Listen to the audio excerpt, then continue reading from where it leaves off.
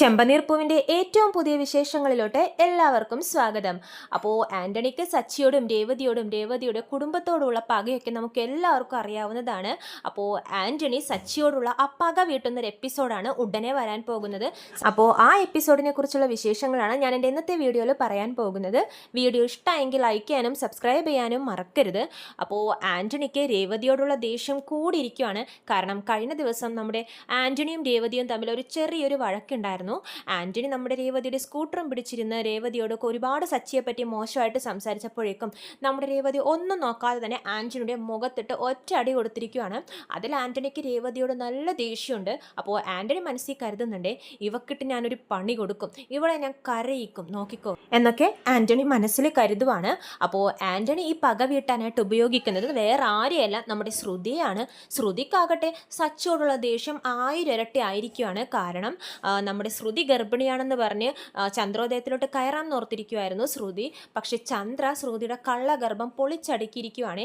സച്ചിയും നമ്മുടെ ചന്ദ്രയും കൂടി ശ്രുതിയെ ഹോസ്പിറ്റലിലോട്ട് കൂട്ടിക്കൊണ്ടുപോയി തൻ്റെ ഗർഭം കള്ളമാണെന്ന് തെളിയിച്ചപ്പോഴേക്കും ശ്രുതിക്ക് സച്ചിയോടാണ് ദേഷ്യം കൂടുതൽ കൂടിയിരിക്കുന്നത്. കാരണം ശ്രുതിയുടെ മനസ്സിൽ ഇതെല്ലാം സച്ചിയുടെ പ്ലാനാണെന്നായിരുന്നു.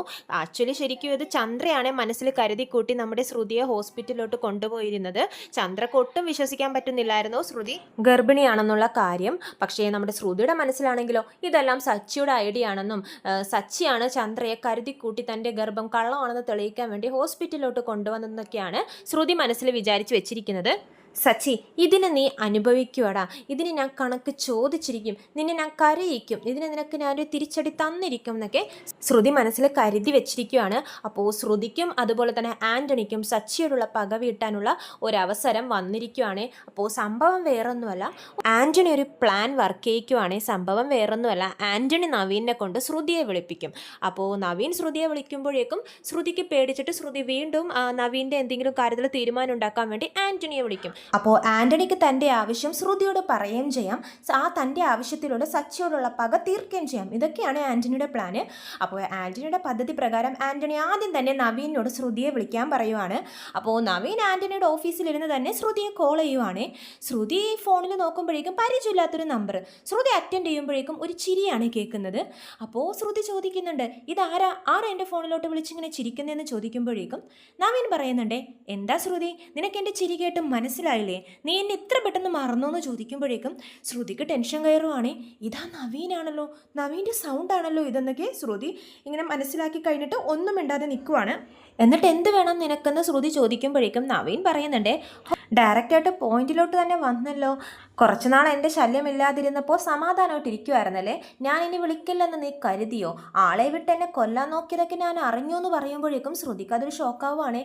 നവീൻ എന്തൊക്കെയാണ് പറയുന്നത്, ആളെ വിട്ട് ഞാൻ കൊല്ലാൻ നോക്കിയെന്നോ, എനിക്കൊന്നും അറിയില്ല നവീൻ എന്നൊക്കെ പറഞ്ഞ് ശ്രുതി എസ്കേപ്പ് ആവാൻ നോക്കുവാണേ. അപ്പോൾ നവീൻ പറയുന്നുണ്ട്, നീ ഒരുണ്ട് കളിക്കേണ്ട കല്യാണി, നീയാണ് എന്നെ കൊല്ലാൻ നോക്കിയതിൻ്റെ പിന്നിലെന്നൊക്കെ എനിക്ക് നല്ലതുപോലെ അറിയാം എന്നൊക്കെ പറയുവാണ് നവീൻ. ശ്രുതി എല്ലാം കേട്ടിട്ട് ഒന്നും മിണ്ടാതെ ഇങ്ങനെ നിൽക്കുവാണേ, എന്തു പറയണം എന്നറിയില്ലല്ലോ.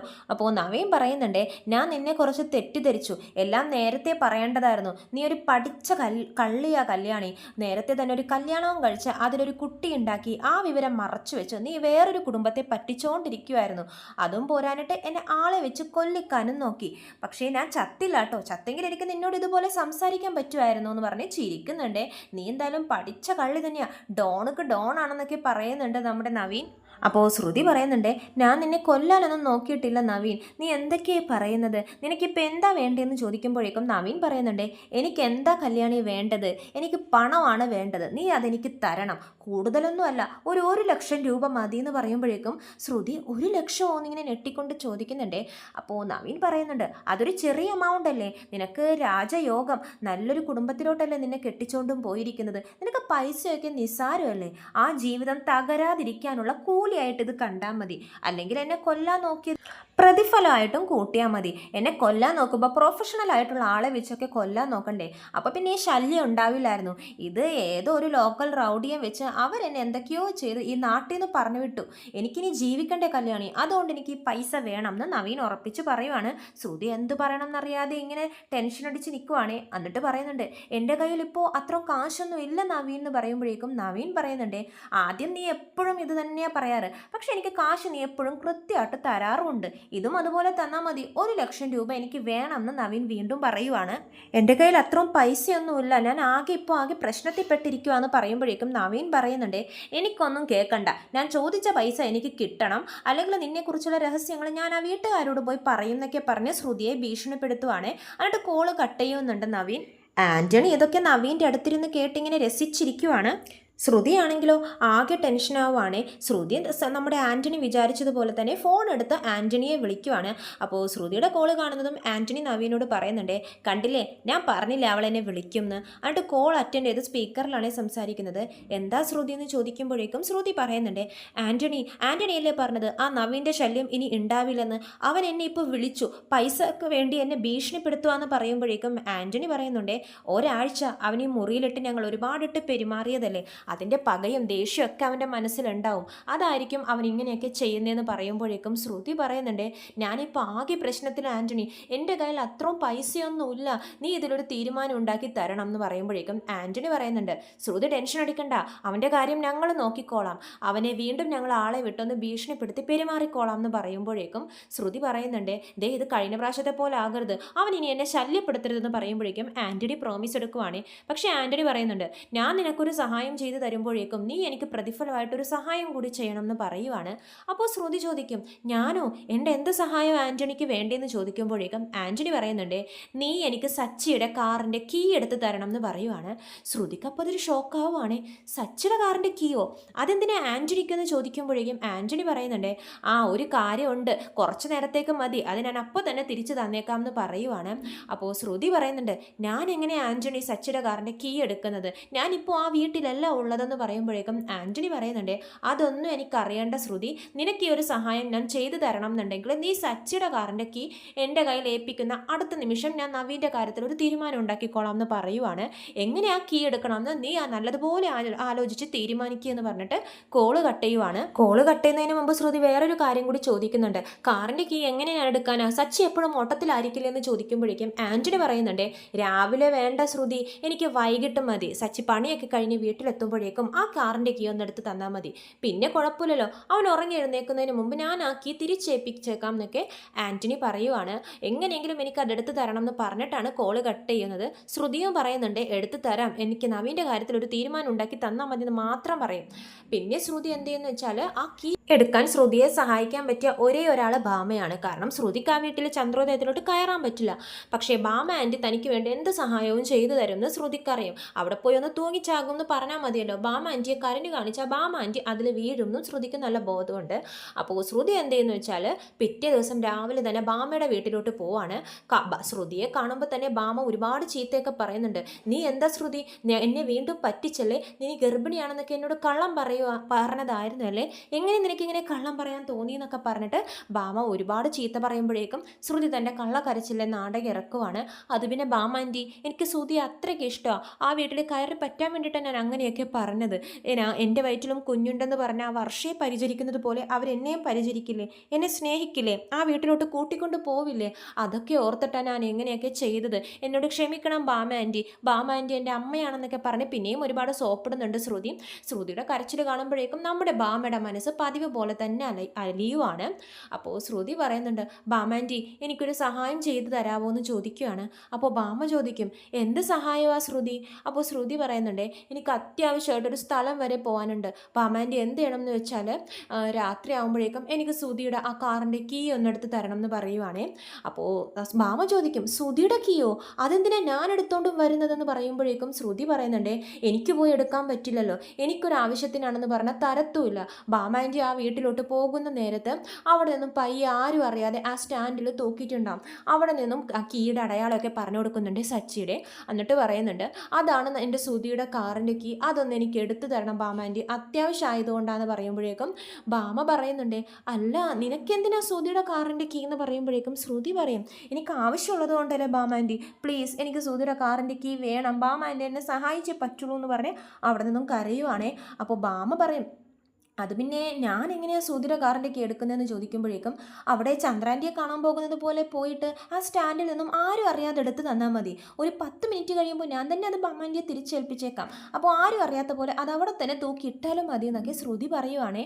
ബാമ പറ്റില്ല എന്ന് പറയുമ്പോഴേക്കും ശ്രുതി വീണ്ടും പറയുന്നുണ്ട് ഞാനിവിടെ കെട്ടി തൂങ്ങി ചാകും എന്നൊക്കെ പറഞ്ഞ് കരയുമ്പോഴേക്കും ബാമ പറയുന്നുണ്ട് ശരി ശരി ഞാൻ നോക്കട്ടെ, ഞാൻ ട്രൈ ചെയ്യാം, എനിക്ക് എടുക്കാൻ പറ്റുമോന്നൊന്നും അറിയില്ല ശ്രുതിയുടെ കാറിൻ്റെ കീ എന്നൊക്കെ പറയുവാണേ.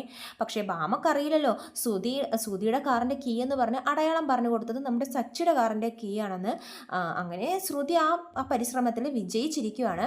ശ്രുതി പറഞ്ഞതുപോലെ തന്നെ ബാമ പിറ്റേ ദിവസം വൈകുന്നേരം ചന്ദ്രോദയത്തിലോട്ട് പോവുകയാണ്. ചന്ദ്രോദയത്തിലോട്ട് പോയിട്ട് ചന്ദ്രനോട് ഒരുപാട് നേരത്തെ വിശേഷമൊക്കെ പറഞ്ഞിരിക്കുകയാണ്. അപ്പോൾ സച്ചി അവിടെ ട്രിപ്പൊക്കെ കഴിഞ്ഞ് വീട്ടിലിരിക്കുമായിരിക്കും. കാറോട്ടൊക്കെ കഴിഞ്ഞല്ലോ, രാത്രി ആയല്ലോ. അപ്പോൾ ബാമ ഈ രാത്രി വരുമ്പോഴേക്കും എല്ലാവരും ചോദിക്കുന്നുണ്ട് എന്താ ബാമേൻ്റെ പതിവില്ലാതെ ഈ സമയത്തെന്ന് ചോദിക്കുമ്പോഴേക്കും അത് പിന്നെ എനിക്ക് ആ വീട്ടിലിരുന്നിട്ട് ഒരിക്കൽ പൊറുതിയില്ല, ശ്രുതി നിങ്ങളെ പറ്റിച്ചോന്ന് ഞാൻ പറഞ്ഞു, എന്നോട് ക്ഷമിക്കണം ചന്ദ്രേ, എനിക്കിതിലൊന്നും ഒരു പങ്കില്ല, എനിക്കറിയില്ലായിരുന്നു, ഞാനും അവൾ ഗർഭിണിയാണെന്നാണ് വിചാരിച്ചെന്ന് പറഞ്ഞ് ബാമ കരയുന്നുണ്ട്. അപ്പോൾ ചന്ദ്ര പറയുന്നുണ്ട് എനിക്കറിയാം ബാമേ, നീ അറിഞ്ഞുകൊണ്ട് ഇങ്ങനൊരു നാടകത്തിന് കൂട്ടു നിൽക്കില്ലെന്ന് എനിക്ക് ഉറപ്പാണ്, നീ വിഷമിക്കണ്ട എന്നൊക്കെ പറയുവാണേ. അങ്ങനെ കുറേ നേരം ഇവർ സംസാരിച്ചൊക്കെ ഇരിക്കുന്നുണ്ട്. സച്ചി ഓട്ടോ ഒക്കെ കഴിഞ്ഞ് കുളിക്കാൻ പോയിരിക്കുന്ന ടൈമിലാണ് ശ്രുതിയും എല്ലാവരും മുറിയിലായിരിക്കും. അപ്പോൾ സച്ചി നമ്മുടെ ബാമ നോക്കുമ്പോഴേക്കും കാറിൻ്റെ കീ തൂക്കിയിടുന്നൊരു സ്ഥലം അടയാളമായിട്ട് ശ്രുതി പറഞ്ഞു കൊടുത്തിട്ടുണ്ടായിരിക്കുവേ. അപ്പോൾ ആ കാറിൻ്റെ കീയൊക്കെ തൂക്കിയിടുന്ന ആ സ്റ്റാൻഡിൽ ഈ അടയാളം പറഞ്ഞൊരു കീയും കാണുവാണ്. അപ്പോൾ ബാമ ഒരു അവസരം കിട്ടുമ്പോഴേക്കും അവിടെ നിന്ന് ആ കീ എടുത്ത് തൻ്റെ പേഴ്സിലാക്കുവാണ് ആരും അറിയാതെ. എന്നിട്ട് പറയുന്നുണ്ട് ചന്ദ്രേ ഞാൻ ഇറങ്ങുവാണെന്ന് പറഞ്ഞ് ആ വീട്ടിൽ നിന്നും ഇറങ്ങുവാണ്. ആ കീ കൈക്കലാക്കിയ നേരം തന്നെ വീട്ടിലുള്ള ആരും ആ സ്റ്റാൻഡിൽ നിന്നും കീ മിസ്സായ കാര്യം അറിയുന്നില്ല. കാരണം അങ്ങനെ ആരും മോഷ്ടിക്കേണ്ട ആവശ്യമില്ലല്ലോ. അങ്ങനെ ബാമ ശ്രുതി പറഞ്ഞതുപോലെ തന്നെ ആ കീ എടുത്തിട്ട് ശ്രുതിയെ ഏൽപ്പിക്കുവാണ്. ശ്രുതി എന്ത് ചെയ്യുന്നു വെച്ചാൽ കീ കിട്ടിയ നിമിഷം തന്നെ ആൻ്റണിയെ വിളിച്ച് വിവരം പറയുന്നുണ്ട്. ആൻ്റണി ദ കീ എൻ്റെ കയ്യിലുണ്ടെന്ന് പറയുവാണേ. അപ്പോൾ ആൻ്റണി പറയുന്നുണ്ട് ഞാൻ ഇപ്പം തന്നെ അങ്ങോട്ടേക്ക് വരാം ശ്രുതി എന്ന് പറഞ്ഞിട്ട് ശ്രുതിയുടെ വീടിൻ്റെ അടുത്തിട്ട് പോയിട്ട് ആ കീ മേടിക്കുന്നുണ്ട്. സച്ചിയുടെ കാറിൻ്റെ കീ മേടിക്കുവാണ് ആൻ്റണി. എന്നിട്ട് ആൻ്റണി എന്ത് ചെയ്യുന്നു വെച്ചാൽ എല്ലാവരും ഉറങ്ങിക്കഴിഞ്ഞ് ഒരു പാതിരാത്രി ആവുന്ന ടൈമിൽ ചന്ദ്രോദയത്തിൽ മതിൽ ചാടി കയറുവാണ്. മതിൽ ചാടി കയറിയിട്ട് സച്ചിയുടെ കാറിൻ്റെ കീ ഉപയോഗിച്ച് കാറൊക്കെ തുറന്ന് അതിൽ എന്തൊക്കെയോ റിപ്പയർ പണികളൊക്കെ ചെയ്യുന്നുണ്ട്. ആൻ്റണിയുടെ കൂടെ ആൻ്റണിയുടെ ഒരു സഹായി ഉണ്ടാവേ. എല്ലാം കഴിഞ്ഞതിന് ശേഷം ആൻ്റണി ആ സഹായിനോട് പറയുന്നുണ്ട് ഈ നാളത്തോടു കൂടി സച്ചിയുടെ കാര്യത്തിൽ ഒരു തീരുമാനം ഉണ്ടാവും എന്നൊക്കെ പറയുവാണ്. എന്നിട്ട് ആൻ്റണി എല്ലാം കഴിഞ്ഞിട്ട് വന്നതുപോലെ തന്നെ മതിൽ ചാടി പോയിട്ട് ആ കീ ശ്രുതിയെ ഏൽപ്പിക്കുവാണ്. ശ്രുതി ആ കീ അപ്പോൾ തന്നെ ബാമയെ കൊണ്ട് ഏൽപ്പിക്കുന്നുണ്ട്. എന്നിട്ട് പറയുന്നുണ്ട് അത് രാവിലെ തന്നെ ബാമ ആൻറ്റി വീട്ടിലോട്ട് പോയിട്ട് ചന്ദ്രോദയത്തിൽ പോയി ഈ കീ എടുത്തെടുത്ത് തന്നെ തൂക്കിയിടണം എന്നൊക്കെ പറയുവാണ്. അപ്പോൾ ബാമ ചോദിക്കുന്നുണ്ട് എൻ്റെ ശ്രുതി എനിക്ക് നല്ല പേടിയാവുന്നുണ്ട്, അത് രാവിലേക്ക് ഞാൻ പോയി അവർ സംശയിക്കില്ലേ എന്ന് പറയുമ്പോഴേക്കും ശ്രുതി പറയുന്നുണ്ട് അമ്പലത്തിൽ പോയിട്ട് വരുവാന്ന് പറഞ്ഞാൽ മതി ബാമ ആൻറ്റി, ഒന്ന് പോയി അവിടെ തൂക്കിയിടുക എന്നൊക്കെ പറയുവാണേ. ബാമയാണെങ്കിലോ എടുത്തത് താനല്ലേ, തൂക്കിയിട്ടേ മതിയാവുള്ളൂ. അതുകൊണ്ട് തന്നെ രാവിലെ സച്ചി ഓട്ടത്തിന് പോകുന്നതിന് മുമ്പ് തന്നെ, അതായത് നേരം പുലരുന്ന ആ ടൈമിൽ തന്നെ ബാമ നേരെ ചന്ദ്രോദയത്തിലോട്ട് പോവാണ്. ബാമയെ രാവിലെ കാണുമ്പോൾ തന്നെ ചന്ദ്ര ചോദിക്കുന്നുണ്ട് ഇതെന്താ ബാമയെ അത് രാവിലെ എന്ന് പറയുമ്പോഴേക്കും ബാമ പറയുന്നുണ്ട് അത് പിന്നെ ഞാൻ അമ്പലത്തിൽ പോയിട്ട് വരുന്ന വഴി എനിക്ക് നിന്നെ വീണ്ടും കാണണമെന്ന് തോന്നി ചന്ദ്രേ, ശ്രുതി അങ്ങനെ ചെയ്യുമെന്ന് ഞാൻ ഒട്ടും വിചാരിച്ചില്ല എന്ന് പറഞ്ഞിട്ട് വീണ്ടും മാപ്പപേക്ഷിക്കുവാണ്. അപ്പോൾ ചന്ദ്ര പറയുന്നുണ്ട് നീ അത് ഇതുവരെ വിട്ടില്ലേ, പോട്ടെ എന്നൊക്കെ പറഞ്ഞ് സമാധാനിപ്പിക്കുന്നുണ്ട്. എനിക്ക് കുടിക്കാൻ ഇത്തിരി വെള്ളം എടുക്കുമോ എന്ന് ചോദിക്കുമ്പോഴേക്കും നമ്മുടെ ചന്ദ്ര അടുക്കളയിലോട്ട് പോകുന്ന ടൈമിൽ ബാമ ഈ താക്കോല് അവിടെ കൊണ്ടുപോയി തൂക്കുവാണേ. പക്ഷേ സ്ഥാനം മാറിയാണ് തൂക്കുന്നത്, എടുത്ത സ്ഥലത്തല്ല അപ്പുറത്തോട്ടിട്ട് മാറിയാണ് തൂക്കുന്നത്. അങ്ങനെ തൂക്കിയ സന്തോഷത്തിൽ ബാമ ആശ്വാസത്തിലിരിക്കുന്നുണ്ട്. ആരും ഒന്നും അറിഞ്ഞില്ല, എടുത്തതും ആരും അറിഞ്ഞില്ല, തൂക്കിയതും ആരും അറിഞ്ഞില്ല, അവൾ എന്തിനാണാവോ ശ്രുതിയുടെ കാറിൻ്റെ കീ ചോദിച്ചതെന്നൊക്കെ ആലോചിച്ച് ബാമ ഇങ്ങനെ ടെൻഷൻ അടിക്കുവാണ്. എന്നിട്ട് വെള്ളമൊക്കെ കുടിച്ചൊന്നും അറിയാത്തതുപോലെ തന്നെ ബാമ ആ വീട്ടിൽ നിന്നും ഇറങ്ങിപ്പോവാണ്. ഇതേ സമയം തന്നെ ആൻ്റണി അടുത്ത പ്ലാനിങ് ചെയ്യുന്നുണ്ട്. ആൻ്റണി തൻ്റെ ഗുണ്ടകളോട് പറയുന്നുണ്ട് നിങ്ങൾ രണ്ടുപേരും ഞാൻ പറയുന്ന ഒരു കാര്യം ചെയ്തു തരണം. ആ സച്ചിയെ നിങ്ങൾക്കൊക്കെ അറിയാലോ, ആ സച്ചിയുടെ കാറിൻ്റെ ബ്രേക്ക് ഞാൻ പൊട്ടിച്ചു കളഞ്ഞിട്ടുണ്ട്. എന്നിരുന്നാൽ പോലും കാറ് അവൻ ഓവർ സ്പീഡിൽ പോയി കാറിൻ്റെ ഓയിൽ എത്രയും പെട്ടെന്ന് ഡ്രൈ ആയെങ്കിൽ മാത്രമേ ബ്രേക്കിൻ്റെ ആ പ്രശ്നങ്ങൾ ഉണ്ടാവത്തുള്ളൂ, അവൻ എന്തെങ്കിലും സംഭവിക്കത്തുള്ളൂ. അങ്ങനെ ഒരു പ്രശ്നം ഉണ്ടാവണം, അവൻ എന്തെങ്കിലും സംഭവിക്കണം, അതിനുവേണ്ടി നിങ്ങൾ എന്നെ സഹായിക്കണം എന്നൊക്കെ ആൻ്റണി ഗുണ്ടകളോട് പറയുമ്പോഴേക്കും അവർ പറയുന്നുണ്ട് ആൻ്റണി ചേട്ടൻ എന്ത് പറഞ്ഞാലും ഞാൻ ചെയ്യാമെന്ന് പറയുമ്പോഴേക്കും ആൻ്റണി പറയുവാണ് അവൻ്റെ കാറെന്ന് പറഞ്ഞാൽ ജീവനാ, നിങ്ങളിപ്പോൾ തന്നെ അവൻ്റെ വീടിൻ്റെ പുറത്ത് പോയി ബൈക്കിൽ കാവൽ നിൽക്കണം. അവൻ വണ്ടിയുമായിട്ട് കാറുമായിട്ട് പുറത്തിറങ്ങുന്ന നേരം നിങ്ങൾ അവരെ ഫോളോ ചെയ്യണം. ഫോളോ ചെയ്ത് അവൻ്റെ കാറിലൊന്ന് നൈസായിട്ടൊന്ന് ഉരച്ചാൽ മതി. അവരെ അവൻ്റെ കാറിന് എന്തെങ്കിലും പറ്റി അവന് നല്ല ദേഷ്യം വരും. നിങ്ങൾ വണ്ടി നിർത്താതെ സ്പീഡിൽ പോകണം. നിങ്ങളുടെ പുറകെ അവനും കാറിൽ സ്പീഡിൽ വരും. സ്പീഡിൽ വന്നു കഴിഞ്ഞാൽ അവൻ്റെ ഓയിൽ തീരുമ്പോഴേക്കും ബ്രേക്ക് പിന്നെ അവന് പിടിച്ചാൽ കിട്ടത്തില്ല. ഒന്നെങ്കിൽ അതോടുകൂടി അവൻ്റെ കാര്യത്തിൽ ഒരു തീരുമാനവും അവൻ എന്നേക്കുമായി ഈ ഭൂമിയിൽ നിന്നും വിട പറയും. അല്ലെങ്കിൽ ബ്രേക്ക് പോയാൽ അവൻ്റെ കാറ് ആരെങ്കിലും മേത്ത് കൊണ്ടുപോയി ഇടിപ്പിക്കും. അങ്ങനെ ഒരു പ്രശ്നം ഉണ്ടായി അവൻ നേരെ ജയിലിലും പോയി കിടക്കും. ഇതിലേതെങ്കിലും ഒന്ന് സംഭവിക്കും. എനിക്കതിലേതെങ്കിലും ഒന്ന് സംഭവിച്ചേ തീരുള്ളൂ. ആ ദൗത്യം ഞാൻ നിങ്ങളെ ഏൽപ്പിക്കുവാണ്. നിങ്ങൾ അപ്പോൾ എനിക്ക് ആ വിവരങ്ങൾ അപ്ഡേറ്റ് തന്നുകൊണ്ടിരിക്കണം. നിങ്ങൾ എനിക്ക് ഈ സഹായം ചെയ്ത് തരണം എന്ന് പറയുമ്പോഴേക്കും അവർ പറയുന്നുണ്ട്, ആൻ്റണി ചേട്ടൻ പറഞ്ഞതുപോലെ തന്നെ ഞങ്ങൾ ചെയ്യാം. ഞങ്ങളിപ്പോൾ തന്നെ ആ സച്ചിയുടെ വീടിന് മുമ്പിൽ പോയി വെയിറ്റ് ചെയ്യാൻ പോവാം. അവൻ കാർ എടുക്കുന്ന അടുത്ത നിമിഷം ഞങ്ങളും ആൻ്റണി ചേട്ടൻ പറഞ്ഞതുപോലെ ചെയ്തോളാം എന്ന് പറഞ്ഞിട്ട് ഇവർ പോവുകയാണ്. ആൻ്റണി നല്ല സന്തോഷത്തിൽ നിൽക്കുക. എടാ സച്ചി, ഇതോടുകൂടി നിൻ്റെ കാര്യത്തിൽ ഞാനൊരു തീരുമാനം ഉണ്ടാക്കും. ആ രേവതി അവളെന്നെ തല്ലി, അവൾ കരയാൻ കിടക്കുന്നതേ ഉള്ളൂ എന്നൊക്കെ പറഞ്ഞ് ആൻ്റണി സന്തോഷിക്കുവാണ്. അങ്ങനെ ആൻ്റണി പറഞ്ഞതുപോലെ തന്നെ ആൻ്റണിയുടെ ഗുണ്ടകൾ ചന്ദ്രോദയത്തിൻ്റെ വീടിന് മുമ്പിൽ കാവലിരിക്കുവാണ്. സച്ചി എപ്പോൾ കാറുമായിട്ട് പുറത്തിറങ്ങുന്നു നോക്കിയിട്ട്. ഇതേ സമയം തന്നെ സച്ചി കുളിച്ച് റെഡിയായി ട്രിപ്പിന് പോകാൻ വേണ്ടി ഇറങ്ങുവാണേ. സച്ചി വെച്ച സ്ഥലത്ത് കീ നോക്കുമ്പോഴേക്കും കാണുന്നില്ല. ഭാമ വേറൊരു സ്ഥലത്താണ് കൊണ്ടുപോയി തൂക്കിയിരിക്കുന്നത്. ഭാമ ആ വെപ്രാളത്തിൽ ആദ്യം തൂക്കിയ സ്ഥലത്തല്ല, അത് സച്ചി സാധാരണ വെക്കുന്ന സ്ഥലത്തല്ല, മാറിയാണ് തൂക്കിയിരിക്കുന്നത്. അതുകൊണ്ട് തന്നെ സച്ചി തപ്പിയിട്ട് ആദ്യം കാണുന്നില്ലേ. അപ്പോൾ കീ മാറിയിരിക്കുമ്പോഴേക്കും സച്ചി ചോദിക്കുന്നുണ്ട്, രേവതി ഞാൻ എപ്പോഴും കീ ഇവിടെയാണല്ലോ തൂക്കാറ്, ഇതെന്താ ഇവിടെ എന്ന് ചോദിക്കുമ്പോഴേക്കും രേവതി പറയുന്നുണ്ട്, എൻ്റെ സച്ചി ഏട്ടാ, കീയുടെ സ്ഥാനം മാറിയതൊക്കെ എത്ര വലിയ കാര്യമാണോ? സച്ചിയേട്ടൻ അവിടെ തന്നെയായിരിക്കും തൂക്കിയത്, എടുത്തിട്ട് ട്രിപ്പിന് പോകാൻ നോക്ക്, സമയമായില്ല എന്നൊക്കെ പറയുമ്പോഴേക്കും സച്ചിയും അത് മൈൻഡ് ചെയ്യാതെ എളുപ്പം കീ എടുത്തിട്ട് കാർ എടുത്തിട്ട് പോവാണേ. കാറ് സ്റ്റാർട്ട് ചെയ്യുമ്പോഴേക്കും ഇവർക്ക് സന്തോഷമാവാണ്. ദേ ആൻ്റണി ചേട്ടൻ പറഞ്ഞ സച്ചി കാറ് സ്റ്റാർട്ട് ചെയ്തിട്ടുണ്ട്, ഇനി നമുക്ക് ആൻ്റണി ചേട്ടൻ പറഞ്ഞതുപോലെ തന്നെ ചെയ്യാമെന്ന് പറയുവാണേ. സച്ചി കാർ എടുത്ത് സ്റ്റാർട്ട് ചെയ്ത് കുറച്ച് കഴിയുമ്പോഴേക്കും ബ്രേക്കിന് എന്തോ കംപ്ലൈൻറ്റ് ഉള്ളതുപോലെ തോന്നുവാണ്. സച്ചി അപ്പം ഇങ്ങനെ വിചാരിക്കും, ഇതെന്താ ബ്രേക്ക് പിടിച്ചിട്ട് കിട്ടുന്നില്ലല്ലോ. ഇതേ സമയം തന്നെ ഈ ആൻ്റണിയുടെ ഗുണ്ടകൾ എന്ത് ചെയ്യുന്നു വെച്ചാൽ സച്ചിയുടെ കാറിനെ ഫോളോ ചെയ്ത് സ്പീഡിൽ പോയിട്ട് സച്ചിയുടെ സൈഡ് എത്തുമ്പോഴേക്കും ബൈക്കിലിരുന്ന് അനാവശ്യമൊക്കെ വിളിച്ചു പറയുന്നുണ്ട്. സച്ചിയുടെ ഗ്ലാസ്സിലിട്ടൊക്കെ കൊട്ടുമ്പോഴേക്കും സച്ചി ഗ്ലാസ് ഇങ്ങനെ തുറന്നിട്ട് വണ്ടി ഓടിച്ചുകൊണ്ടന്നെ ഇരിക്കുവാണ്. അപ്പോഴാണ് ഈ സംഭവങ്ങളൊക്കെ നടക്കുന്നത്. എന്താണ് നിങ്ങൾക്ക് എന്താണ് പ്രശ്നം എന്ന് ചോദിക്കുമ്പോഴേക്കും അവർ വായ തോന്നിയ ചീത്തയൊക്കെ സച്ചിയെ വിളിക്കുവാണ്. സച്ചിയുടെ കാറിലിട്ട് ഇടിക്കുന്നൊക്കെയുണ്ട്. എന്നിട്ട് ബൈക്ക് സ്പീഡിൽ പോകുമ്പോഴേക്കും സച്ചിക്ക് അറിയാലോ ദേഷ്യം പെട്ടെന്ന് വരും. സച്ചി എന്ത് ചെയ്യുന്നു വെച്ചാൽ കാറ് സ്പീഡിൽ അങ്ങോട്ട് എടുക്കുവാണേ. അങ്ങനെ ആൻ്റണിയുടെ പദ്ധതി പ്രകാരം തന്നെ സച്ചി സ്പീഡിൽ പോകുമ്പോഴേക്കും സച്ചിക്ക് ബ്രേക്ക് കിട്ടാതെ വരുവാണ്. സച്ചിക്ക് അത് മനസ്സിലാവുമ്പോഴേക്കും ദൈവമേ ബ്രേക്ക് കിട്ടുന്നില്ലല്ലോ, ഒന്നാണ്ട് സ്കൂളിൽ പിള്ളേരൊക്കെ പോകുന്ന ടൈമല്ലേ, സച്ചിക്ക് ആകെ ടെൻഷനാവുകയാണ്. അയ്യോ ഇത് സ്കൂൾ ടൈം ആണല്ലോ, എന്തെങ്കിലും അപകടം ഉണ്ടാവും, എനിക്ക് പേടിയാവുന്നു, ബ്രേക്ക് ആണെങ്കിൽ പിടിച്ചിട്ടും കിട്ടുന്നില്ലല്ലോ, എനിക്കെന്ത് സംഭവിച്ചാലും ശരി റോഡിലുള്ള ഒരാൾക്ക് പോലും ഒന്നും സംഭവിക്കരുതെന്ന് പറഞ്ഞിട്ട് സച്ചി ഇങ്ങനെ ഓടിക്കുവാണെങ്കിൽ വണ്ടി എന്ത് ചെയ്യണമെന്ന് അറിയില്ല, ബ്രേക്ക് പിടിച്ചിട്ട് കിട്ടുന്നില്ല, എവിടെയും നിർത്താനും സാധിക്കുന്നില്ല. അവരാണെങ്കിൽ ബൈക്ക് ഓടിച്ച് സ്പീഡിൽ പോവുകയും ചെയ്തു. ലാസ്റ്റ് സച്ചിയുടെ കാറ് ഒരു മതിലിൽ പോയി ഇടിച്ചിട്ട് സച്ചിയുടെ തലയ്ക്കൊരു പരിക്ക് പറ്റുവാണേ. അങ്ങനെ ആൻ്റണിയുടെ പദ്ധതി പ്രകാരം തന്നെ സച്ചിക്ക് അപകടം സംഭവിച്ചിരിക്കുകയാണ്. സച്ചിയുടെ ബോധമൊക്കെ പോകുന്നുണ്ട്. സച്ചിയെ എല്ലാവരും കൂടി പൊക്കി ഹോസ്പിറ്റലിലൊക്കെ കൊണ്ടുപോകുന്നുണ്ട്. ഈ വിവരം നമ്മുടെ ഗുണ്ടകൾ ആൻ്റണിയെ വിളിച്ച് പറയുമ്പോഴേക്കും ആൻ്റണിക്ക് ഭയങ്കര സന്തോഷമാവുകയാണ്. ആൻ്റണി പറയുന്നുണ്ട്, എങ്ങനെയുണ്ട് അവൻ്റെ സിറ്റുവേഷൻ, കുറച്ച് മോശമാണോ എന്ന് ചോദിക്കുമ്പോഴേക്കും ഇവർ പറയുന്നുണ്ട്, ഞങ്ങൾക്കറിയില്ല ആൻ്റണി ചേട്ടൻ പറഞ്ഞതുപോലെ തന്നെ ഞങ്ങൾ അവനെ ശല്യപ്പെടുത്തി സ്പീഡിൽ പോയി, അവരും ഞങ്ങളുടെ പുറകെ സ്പീഡിൽ വരുന്നുണ്ടായിരുന്നു. ഒരു വഴി എത്തിയപ്പോഴേക്കും പിന്നെ അവനെ കാണാനില്ല, അവൻ ആക്സിഡൻറ്റ് സംഭവിച്ചു എന്നുള്ളത് ഉറപ്പാണെന്ന് പറയുമ്പോഴേക്കും ആൻ്റണി സന്തോഷിക്കുവാണ്. അങ്ങനെ ആൻ്റണിയുടെ പദ്ധതി വിജയിച്ചിരിക്കുകയാണ്. സച്ചിക്കിട്ടൊരു പണി കൊടുക്കുകയും ചെയ്തു. അതോടുകൂടി രേവതിയും കരയുമെന്ന് ആൻ്റണിക്ക് ഉറപ്പായി. ഇതൊക്കെയാണ് ചെമ്പനീർ പൂവിൻ്റെ ഏറ്റവും പുതിയ വിശേഷങ്ങൾ.